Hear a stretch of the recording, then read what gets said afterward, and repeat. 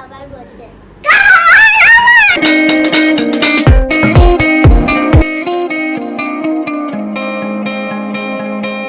এর কান্নার পেছনে এই দস্যু ধৃতিমান দায়ী। লিপস্টিক একাধিক চাপ।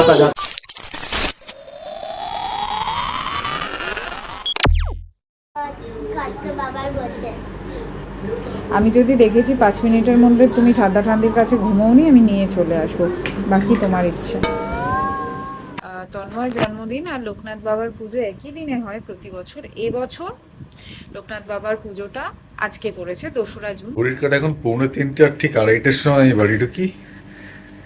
ফ্রেশ হয়ে যখন ঘরে ঢুকি তখন পালক উঠে পড়ে, উঠে গিয়ে আমাকে জড়িয়ে ধরে হ্যাপি বার্থডে উইশ করে, সংগমিত্রাও উইশ করে। তারপর রাতের ডিনার সেরে এবার হচ্ছে ঘুমানোর পালা।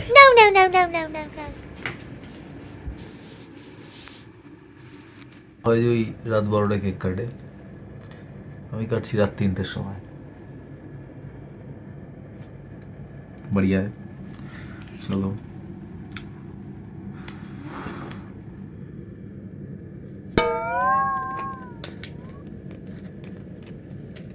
চলে কেক খাবি? ঘুমন্ত কেক খাবি? আর বলছে না। গিফটস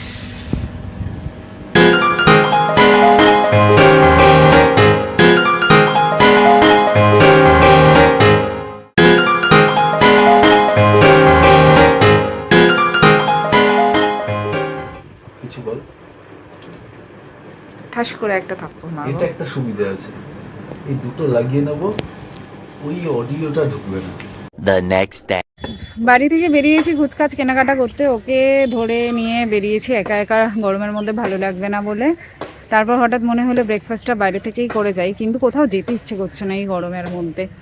তো কি করলাম, আমরা পনশ্রীতে এখানে দুরন্ত ডিম টোস্ট পাওয়া যায় বলে দাবি তন্ময়, তো আমরা সেখান থেকে ডিম টোস্ট নিয়ে এসে বসে এখানে সরোবরের শুদ্ধ বায়ু সেবন করতে করতে এখন তন্ময় ডিম টোস্ট খাবে। কোথায়? 2 hours later. বুকুদা এসেছিল কানাডা থেকে, এখানে আসার কথা ছিল, তো বুকুদা আসতে পারেনি, তাই বুকুদা কিছু গিফটস রেখে গেছিল, প্রচন্ড পছন্দ হয়েছে। চকলেটস, আমার জন্য একটা ওল্ড স্পাইসের সেট, একটা পারফিউমের ইয়ে। কিন্তু বুকুদার সাথে দেখা হলে আর ভালো লাগতো। আই হোপ যে নেক্সট যখন বুকুদা আসবে আমাদের টাইমিংটা ম্যাচ করবে। 1 hour later. বার্থডে বয় বসে পড়েছে, তার পাশে কে জানে এটা কে খাবার নিয়ে বসে পড়েছে, অন্যদিন খায় না, আজকে বসে পড়েছে মাংস ভাত খেতে, যেটা খাবে। ও তুমি পালো গো, আচ্ছা আচ্ছা, আমি লেপার্ড ভাবছিলাম।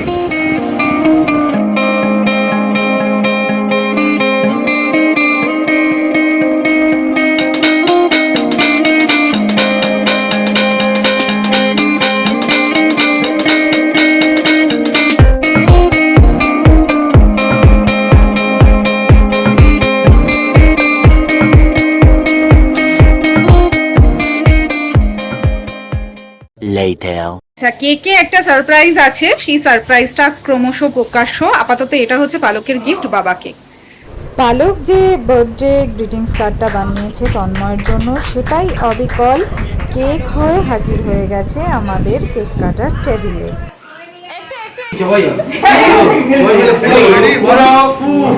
ভেরি গুড, চলো। Happy birthday to you. নাও নাও।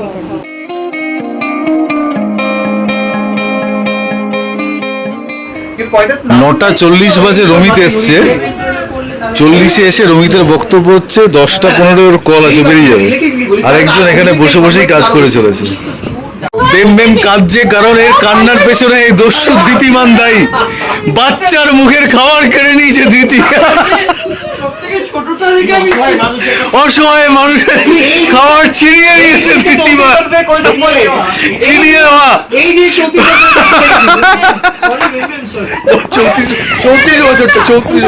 আমি শোনা, তাহলে ব্যাকগ্রাউন্ডটা আমি রিঅ্যাক্ট করেছি, আমি একটা নিউট্রাল পারসন, কিন্তু বাচ্চার বাবা কি করছে, এটা কি করছে? সামাই তুই জনগণের তুই 24 বছর ধরে চিলি চিকেন খেয়েছিস, জনগণ তোর থেকে আইসক্রিম কিনে নেবে, এটা হতে বাধ্য। এবারের বিরুদ্ধে সেকেন্ড অভিযোগ, ও বেমের মাথায় নাকি জলও ঢেলেছে। শুভ্রজিৎ বলল গিফটটা একবার খুলে দেখ কি দিয়েছি।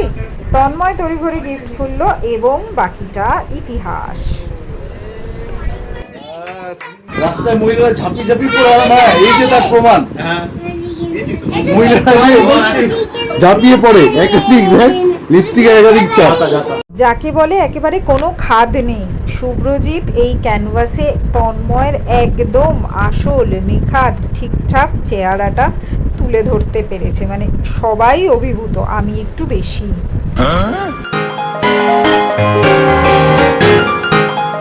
A few moments later.